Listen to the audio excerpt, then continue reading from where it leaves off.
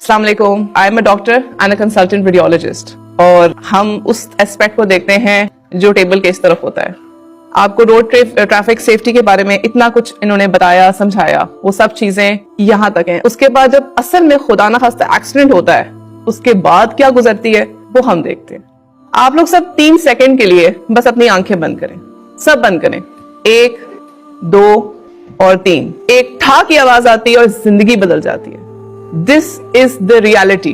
3 second में, पहले second में यू आर योर सेल्फ, दूसरे सेकंड में कोलिजन हुआ, तीसरे सेकंड में you are not what you were at the first second. ये एक रियलिटी ऑफ लाइफ है।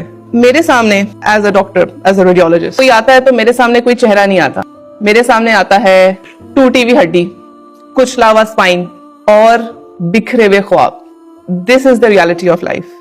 आप इसलिए ना फॉलो करें रूल्स को कि वार्डन सामने खड़े हैं फाइन हो जाएगा। आप इसलिए फॉलो करें क्योंकि आप अपने माँ बाप से प्यार करते हैं, आप अपने बहन भाई से प्यार करते हैं, आपके कुछ एम्स हैं, आप कुछ बनना चाहते हैं, कुछ दुनिया को दिखाना चाहते हैं, आप एक अच्छी वाइफ हैं, आप एक अच्छे हस्बैंड बनना चाहते हैं, आप रिस्पॉन्सिबल हैं, आप इसलिए फॉलो करें। रूल्स सिर्फ रोड्स के नहीं होते, रूल्स हर जगह के।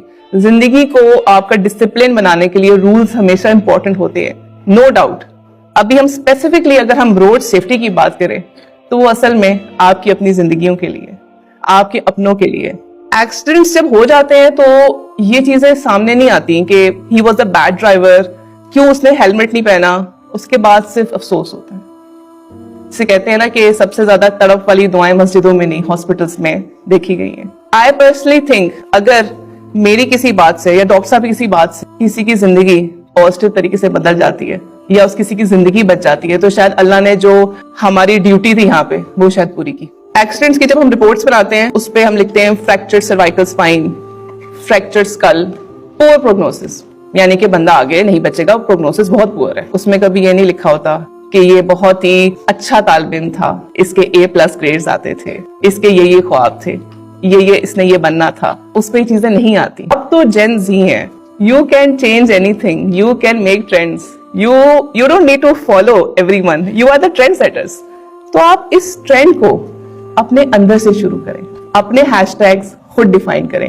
Yes, safety is priority. जब मैंने अपनी पोस्ट ग्रेजुएशन की डिग्री की मेरा टॉपिक ही हेड इंजरी था, तो आप ये देखें मैंने हेड इंजरी के ऊपर जितना रिसर्च किया है, जितना मेरा इसके ऊपर रिसर्च है, तो मुझे पता है कि मैंने टूटे हुए ख्वाब देखे हैं, मैंने एक बंदे के एक्सीडेंट के बाद खानदान उजड़ते देखे हैं, बीवियां, माएं, बहनें, बच्चे रुलते देखे हैं, उनको परेशान कोनों पे खड़े दुआएं करते देखा है, उनको आगे जरिया माश के बारे में फिक्र करते देखा है। रोड पे ज्यादातर उन लोगों का रेशो है जो हमारी जिसे कहते हैं ना वर्किंग एज ग्रुप है, जिसे आप पहले लेट 20 से लेके 40 तक।